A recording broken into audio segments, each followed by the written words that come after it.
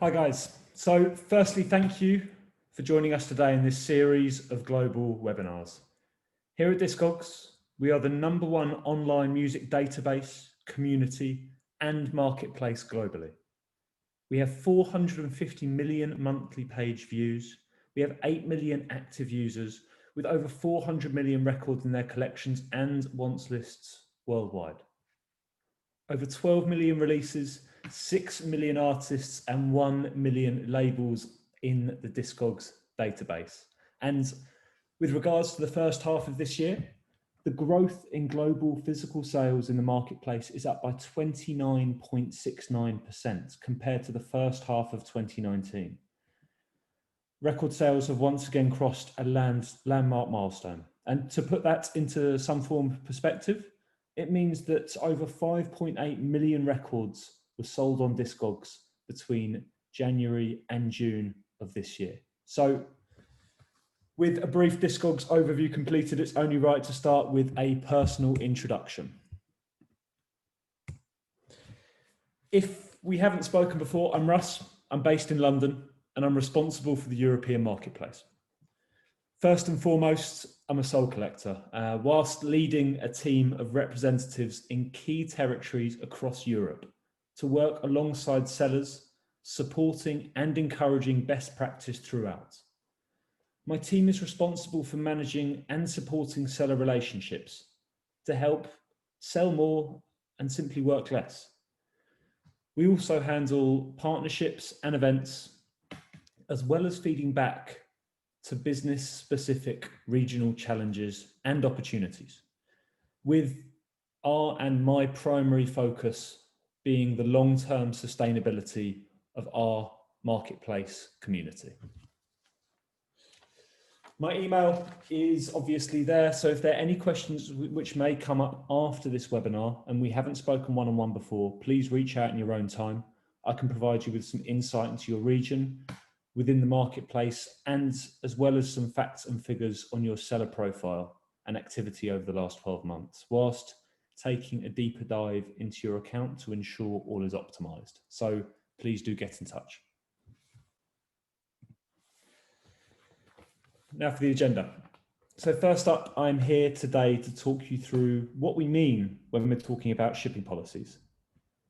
The purpose of today's presentation is to help sellers who are yet to set up their own policies and are looking for some additional guidance. Please respect this in keeping your questions limited to practical inquiries in the Q&A, which my colleagues are answering throughout this webinar, and I will aim to address some of the more frequent ones that come up at the end in person. I'll then explain why this change is happening now, with this year being so chaotic and challenging for the industry. We have seen this question come up repeatedly in the forums and in seller communications, and personally I feel like it deserves an answer. Then I want to take the chance to talk you through some of the tools that you have in place and channels that you have at your disposal to help manage these changes, so that you can see what you have available today and in the future. Once we've gone through them, I will then talk through the new features that we have introduced to the shipping editor this month in order to combat some of the challenges that we've seen and heard for years, especially in response to some of the feedback that we've seen in the community since we announced this change over a month ago. We then will be hearing from sellers who adopted shipping policies and talking about the impact it's had on their business and workflows, some of the challenges they experienced, and how they managed to work around those. Then I want to take the chance to address some of the more common questions that we get asked about this change that may have not come up or come to light before. And then we'll hand over some time to the Q&A and go over some frequently asked questions that have come up in the chat box over the course of this webinar. And as I mentioned, throughout this presentation, my colleagues are manning that Q&A box. So what are shipping policies? And look, apologies if this is clear to some of you already, but it's important that we are all on the same page from the get-go. You'll have some basic shipping policies pre-existing in your seller terms, which are in turn communicated to buyers in a manual method. This is simply an import of those seller terms into the back end of your seller settings. As a result, we see cancellation rates plummet across the marketplace when shipping policies are activated. Now, why is this? Largely down to impulse purchases that can often be ordered and not paid for, with buyers far less likely to cancel once the payment has been processed. We'll also be streamlining the buyer experience, making the marketplace more approachable to new customers, further encouraging and supporting sellers, bringing more buyers to the site, creating a stronger community and guaranteeing the sustainability of our marketplace for the future. To put it in some kind of perspective, if you think of any other e-commerce platform in 2020, you pay for your item immediately. And we are simply modernizing the marketplace to bring it in line with a standard that buyers expect Discogs to be at today.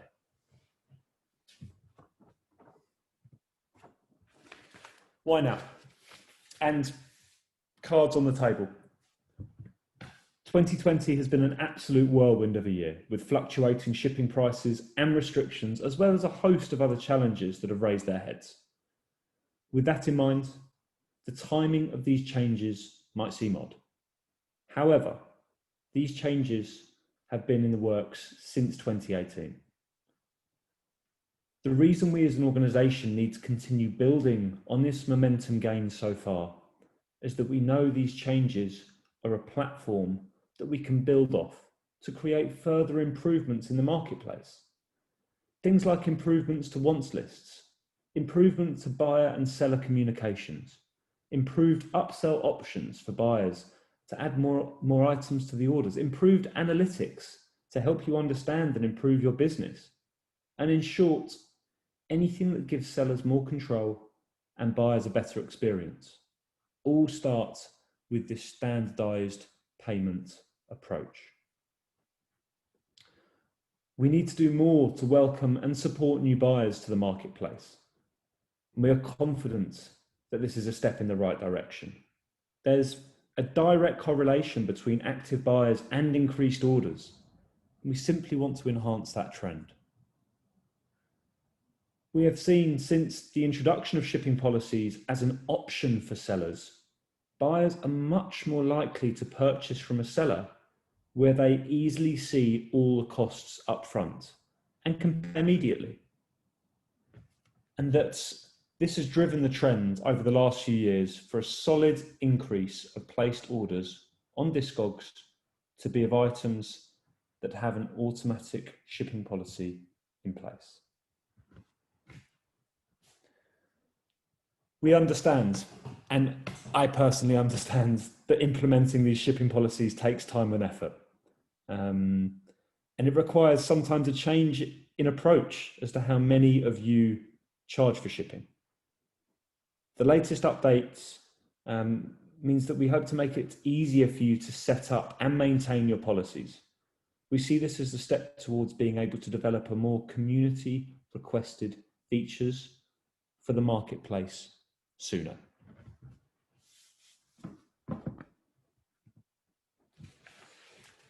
Now, to support our selling community, we've developed a host of online and offline resources to guide sellers through not only this update, but to aid all future developments, which I'll take you through now.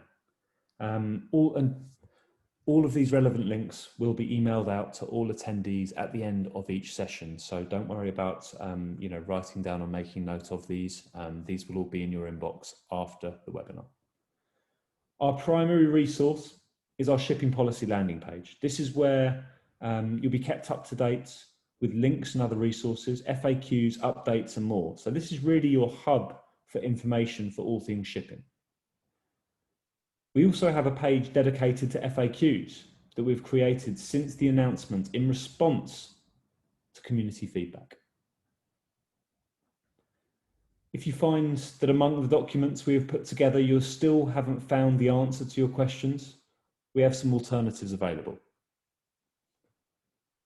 Your first and fastest option is always to reach out to our CS team. They are able to take a deeper dive into your accounts when it comes to technical issues and specific orders, whilst working around the clock to iron out all issues. On top of that, you've got my personal contact details to reach out directly. And I will be more than willing to help you with anything that's unanswered. Myself and my team are predominantly here to focus on strategy, on best practice, to understand your operation in greater detail and offer bespoke guidance to your unique selling process. Now for the main event. We're going to walk through each key element of this update. The shipping editor is a tool that hasn't changed much over the past few years. But over the past few months, we've been focused on improvements that make the editor more effective for you. These changes draw on feedback that we've received in Discogs forums, in-person discussions with sellers and community support tickets as well. The biggest changes include the ability to combine format and weight or quantity, being able to name your methods rather than choosing from a limited drop-down list, and a more flexible way to set the ranges to cover all order sizes. If you've already taken the time to set up your shipping policies in the previous editor, this update will not affect those existing policies. They'll continue to work as they do now, but you'll be able to use this updated editor to add more detail to your shipping policies if you choose.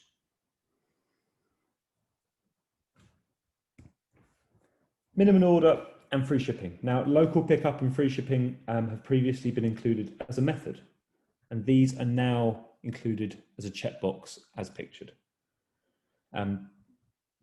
For the sellers in you that operate record shops, these are equally important to drive people into your shop after buying records online, and free shipping over certain spend is a really fantastic way to encourage upselling within your online shop. If you choose to offer free shipping, you can set the minimum order for this to apply, and it will be displayed to buyers on your marketplace listing and in the cart. These are set now at policy level, meaning they'll apply alongside all methods you set for that particular region.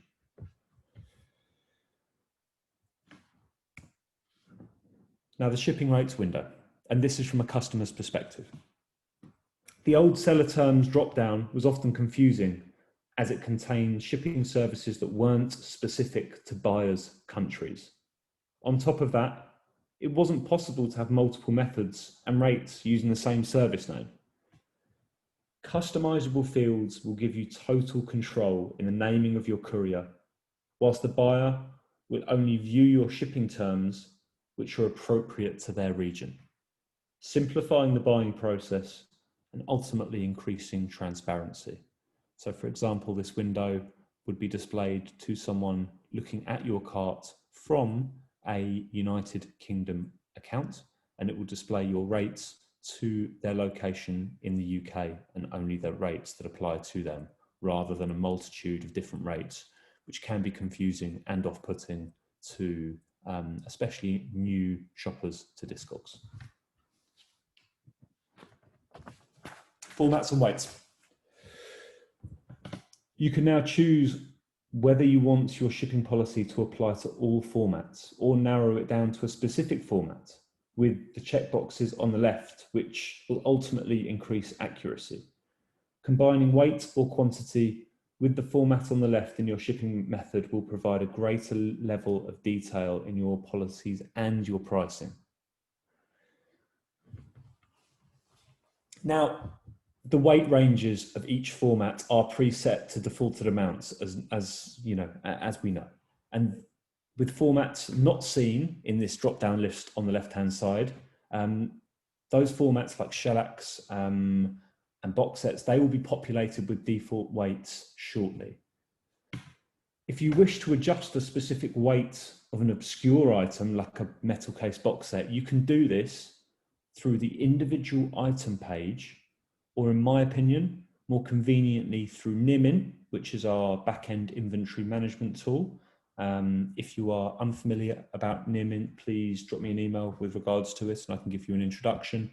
It's a new tool which gives you a modernized back-end management process to your Discogs account. It means you can manipulate your stock in bulk very cleanly, and with regards to setting default weights for certain formats like gatefold LPs or box sets or whatever, you can do this in one click rather than having to go through each item.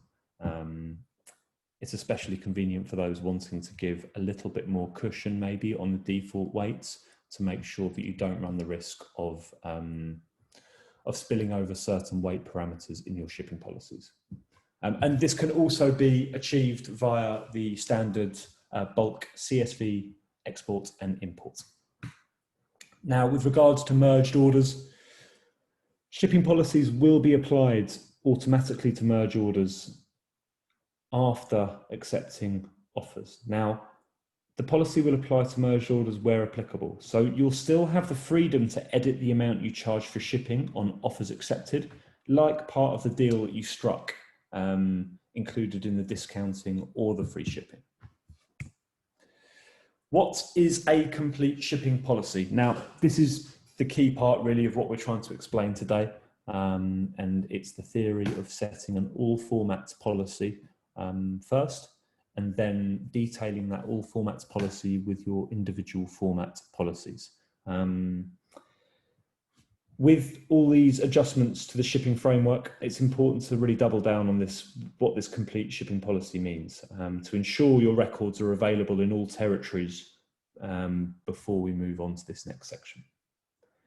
Complete shipping policies means that you will need to cover the possibility of all formats, all order values, and all order sizes.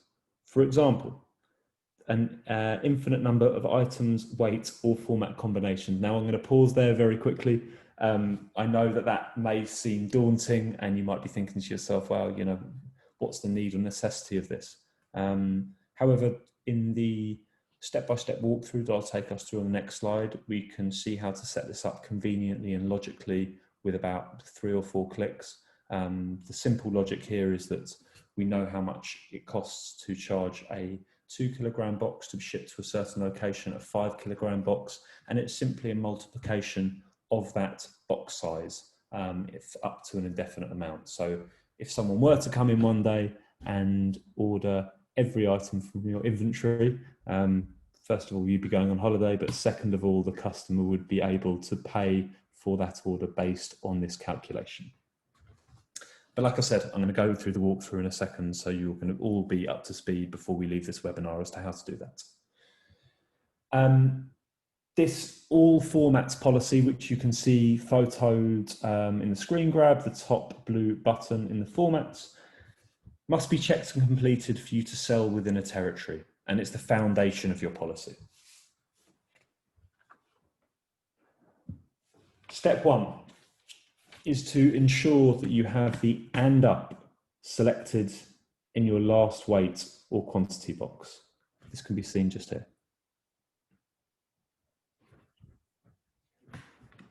This leaves your policy open to account for an infinite number of orders. The second of which means that you can charge for per each additional or flat rate. Now, personally, I select per each additional because I feel that offers a more accurate price point based on the escalation of an order.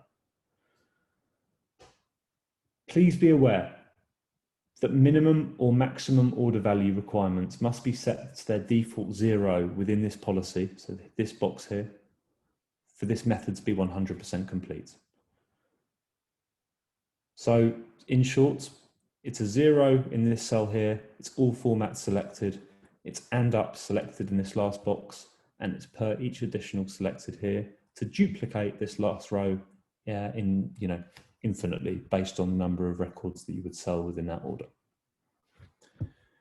What this basic policy will do is act as a foundation for your more detailed policies to elaborate on, from large to small vinyl and CDs with or without dual cases. Besides weight and items, all formats will need to be covered by shipping policies. And it's really important to stress this, that this is not restricted to just what you are selling, but must cover all potential items for sale. So, for instance, if you were just to sell 45s, you might think to yourself, well, I only need to set up a vinyl small policy. However, we would require you to set up an all formats policy and a vinyl small policy to add further detail to your policies. What will happen without a shipping policy? If you don't have a shipping policy set up, or it doesn't cover all of your potential orders, your listings will show up as unavailable in buyers' regions. You won't be blocked or banned from the marketplace, but prospective buyers won't be able to purchase from you, as pictured in the next slide. So this may change as the marketplace continues to evolve too, but for the time being, if you don't set up complete shipping policies by October the 1st, your items will simply be greyed out from the marketplace, although they will be visible. Right, so that is the main body of what I wanted to introduce, explain and discuss today, with questions being fielded in the chat box throughout, and we'll get to any additionals or any frequently asked ones at the end. And excuse the fact that that is a lot of information to take in, and there will of course be a recording of this presentation that we posted on the blog afterwards, with all relevant links being sent out as well.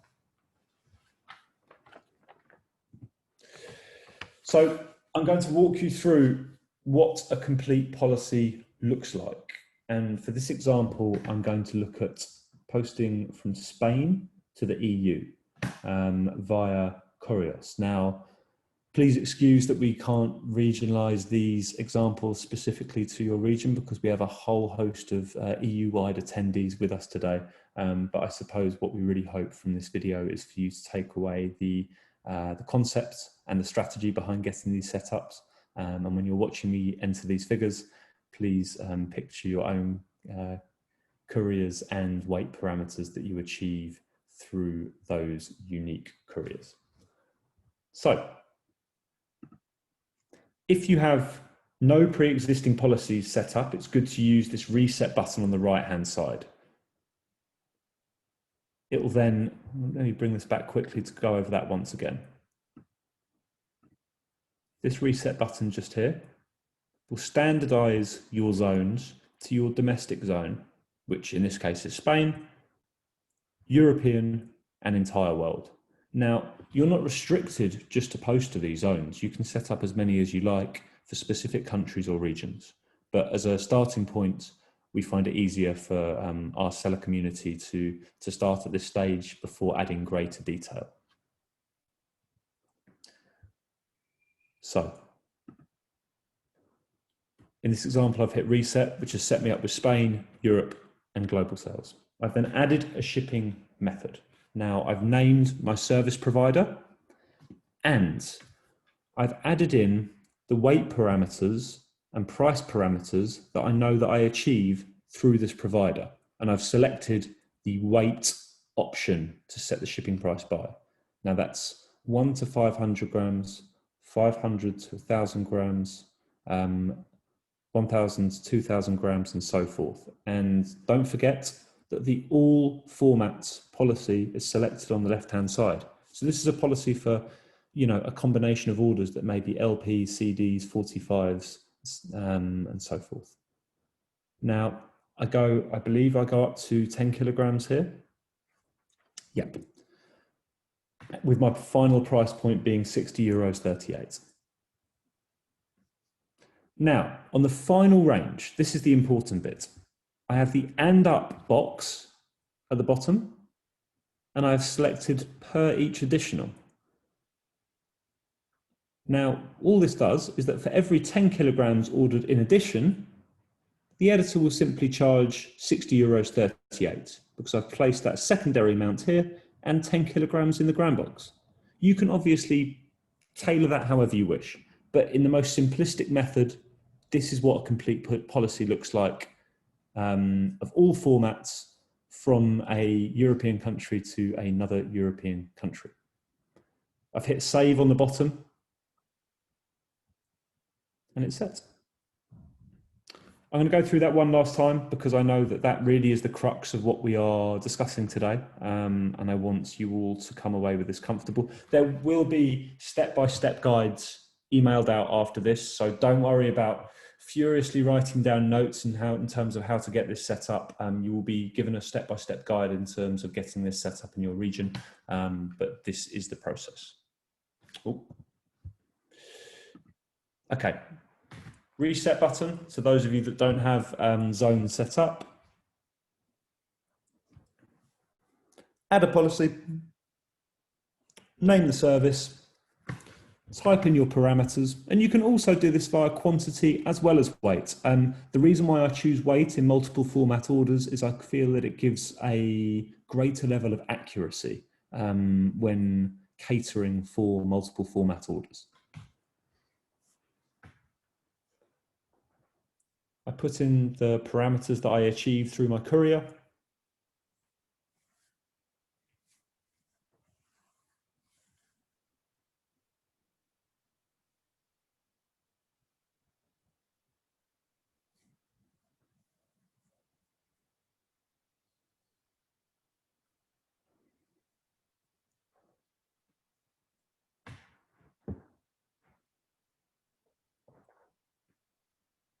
And in the last range, I leave the and up box open. I select per each additional. I type in the price that I wish to achieve and the weight that I wish to achieve. So that would simply keep multiplying my prices by 10 kilograms for an indefinite amount. You can also top it out at a flat rate if you wish, but for the sake of security based on automatic invoicing and payments, I suggest that way means that you will always be charging an amount which would cover you in terms of that postage. And there you have it. That is, in its simplest form, a complete policy from Spain to the rest of Europe. And like I said, I apologise that that isn't in your native countries. However, the process remains the same. Now, if you're at all concerned about the insurance value of these complete policies and you wish to charge a higher rate in the eventuality of high value orders, you can set a secondary complete policy which kicks in over that desired value. And it's quite good to, you know, if you say if you were to get an order of over 300 euros, which you would charge simply a higher rate for, any order which would tip over that value would automatically go into the higher value all formats policy and be charged appropriately. The detailing of how to do that is going to be in the help documentation which is sent out.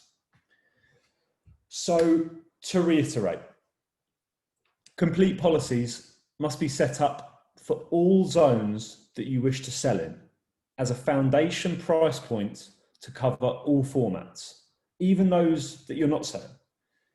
You can add detailed format policies via individual format pricing to increase accuracy after your all formats policy is complete.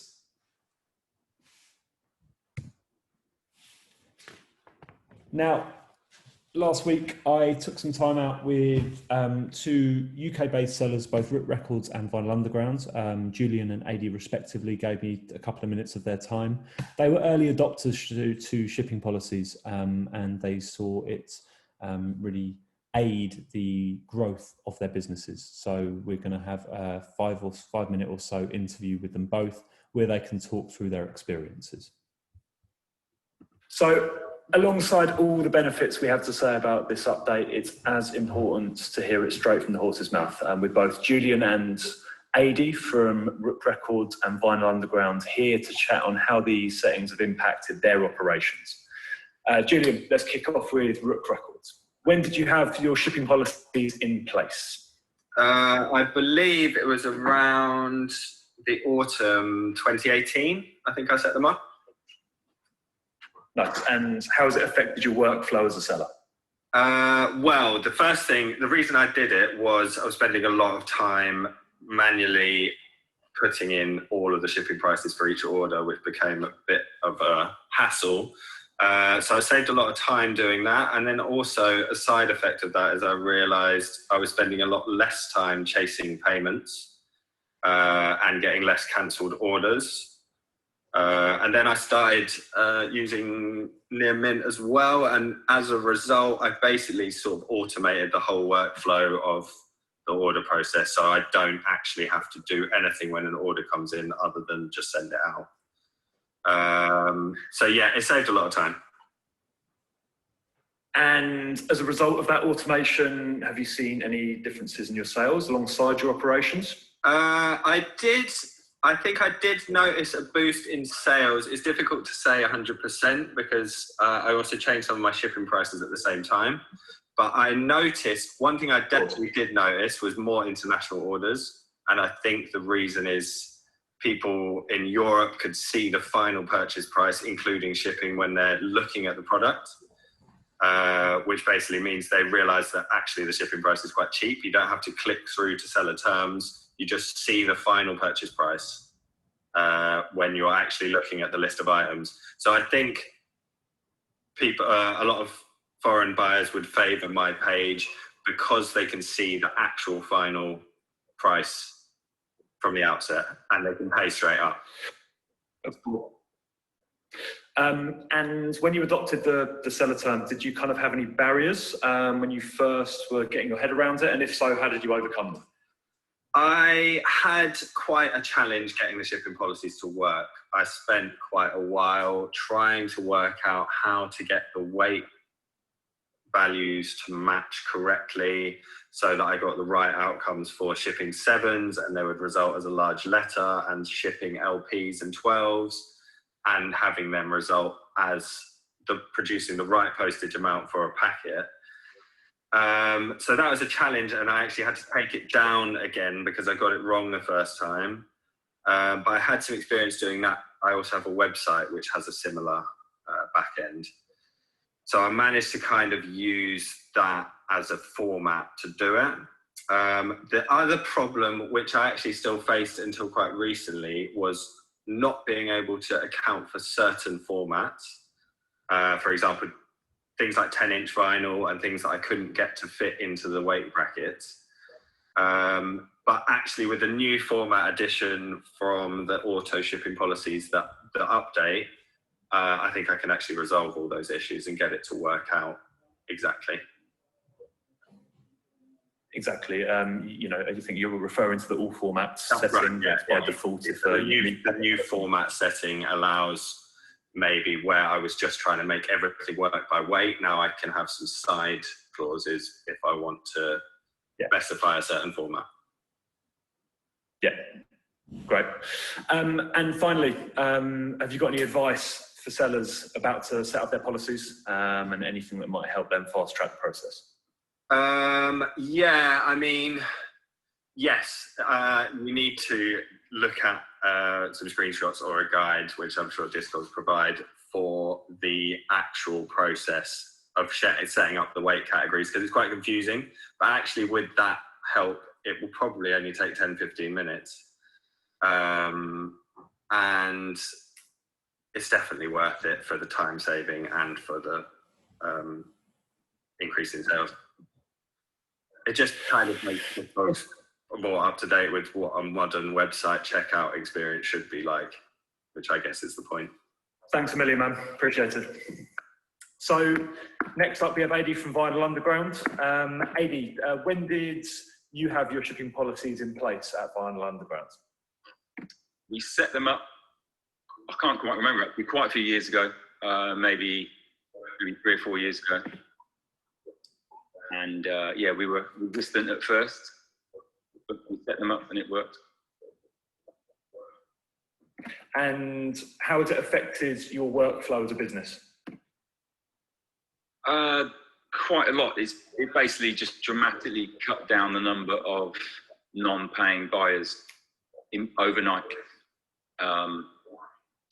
yeah, we sort of overnight, it just worked. And any issues we thought we were going to have were less. And have you, at the time of setting it up, did you notice any difference in your sales, or was it more the processes that became more streamlined? The process has definitely got more streamlined. I guess sales could have increased. I think, yeah, I didn't really notice it because it was kind of growing anyway, but it definitely just makes it a lot easier. It's all about click and buy, really. So. And when you set them up, were there any barriers adopting in that kind of like first setup process? And if so, how did you overcome them as a business?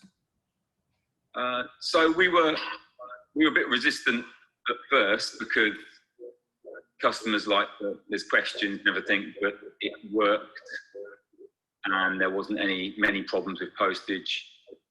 And then it was just, there was some issues with the weights, a lot of issues with the weights. It's a bit tricky to find your way around it. I think we still have some issues to this day where 10 inches aren't correct. They either are 7 inches or 12 inch, which is, but it's a small problem, and the positive way outweighs any problems we've had. And finally, do you have any advice to sellers who are new to adopting the policies, and any words to them in this next stage? Just get them set up, put the information on your page. Obviously, that customers don't read that information. They're not going to make the extra few clicks, so just get as much information on your shipping policy as you can. Brilliant. Thanks so much, Matt. I really appreciate the time. That's all right. And a big thank you to Adi and Julian for taking the time out for us to discuss that last week. And we thought it as important for you guys to hear their perspective as well as ours. Now, before we go into any questions that have come up over the course of the webinar, I wanted to outline some key frequently asked questions which have arisen since the updates were announced. First up is, will customer interaction still exist? Now, yes, of course, customer interaction will still exist, but we simply want to streamline the nuts and bolts of the process, with, of course, leaving communication open between both buyers and sellers. Messaging on orders will still be present, and buyers will still have the multiple contact options for interaction.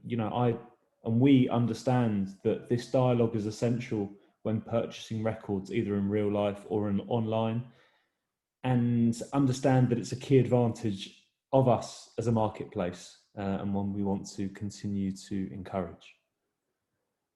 How do combined format orders work? Now, combined format orders work simply by using the all formats parameter, which we discussed in the tutorial.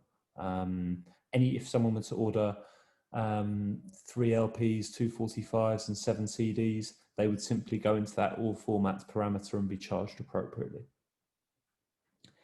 Default weights are not always 100% accurate. Now, I totally concede that, and we'd also do as a business. So you can amend the weight of certain items on the item listing page or in bulk via the upload and download process.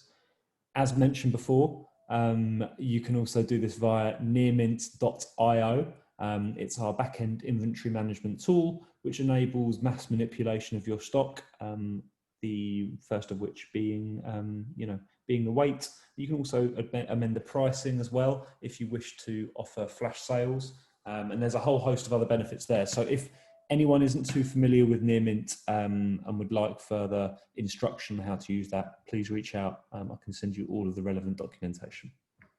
But yeah, in short, my point to that question is that default weights are not always 100% accurate, and if you wish to update the individual items, you can do, or if you wish to add 50 or 100 grams to each item, you can also do that to give yourself a little bit more cushion when it comes to your how your items fit within your pricing.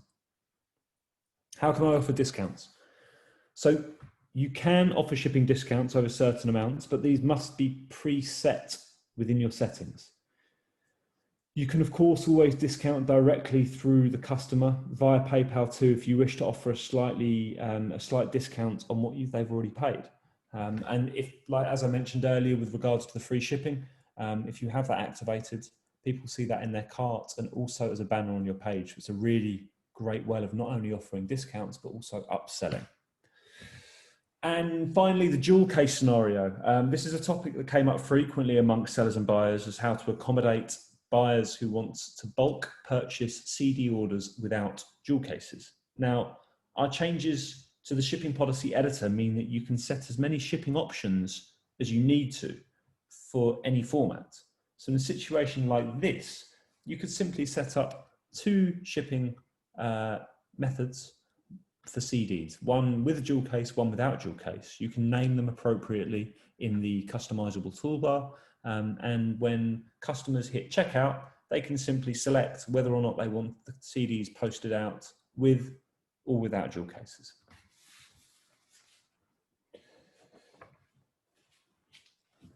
And I suppose that was also another key reasoning behind how we've manipulated this edit to our shipping editor to accommodate for situations like that, because we appreciate that there are anomalies in how our customers use Discogs, and we want to continue to encourage those trends where we can. So throughout the presentation, my colleagues have been manning the chat box, and to my understanding, most key questions have been covered and been covered successfully. One thing that I wanted to go through briefly towards the end was the illustration of the zones and how to price those parameters. So I'm going to replay this video and pause it at the appropriate region. So this section here gives you your defaulted zones, but by no means do you have to stick within the entire world, Europe or Spain, if you're selling from Spain, because I appreciate that certain countries in Europe have different price points, and we all know the situation in America at the moment. So I think that you're free to customize this however you wish and put different price points on different zones that sit uniquely with your courier. And this can be done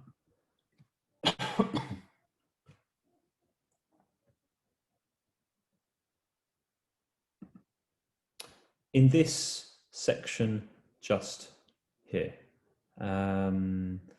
Is you can drop down to entire world, and you can customize which countries you would like these shipping policies to apply to, and simply set up new zones that accommodate for those certain regions. If anyone's that's beyond anyone, and anyone needs further clarification on that, again, please reach out to me. However, I believe that is it when it comes to anything that's come through, but I will leave you, of course, with my email address. Anything that I haven't covered, drop me a message. If you set up your policies and want me to review them, or my team to review them, depending on where you're based, again, let me know, and we can certainly do that for you before October the 1st to ensure that all of your inventory remains live on our marketplace. Thanks again to each and every one of you for joining today. I appreciate that this is time out of all of your calendars, and I appreciate that this does take time to get your head around and set up. But as I mentioned before, this is really down to the long-term stability of our marketplace, and by implementing these tools now, we'll simply make this marketplace sustainable for the next decade. Any other questions, drop me an email, and thanks again for your time. Cheers, bye.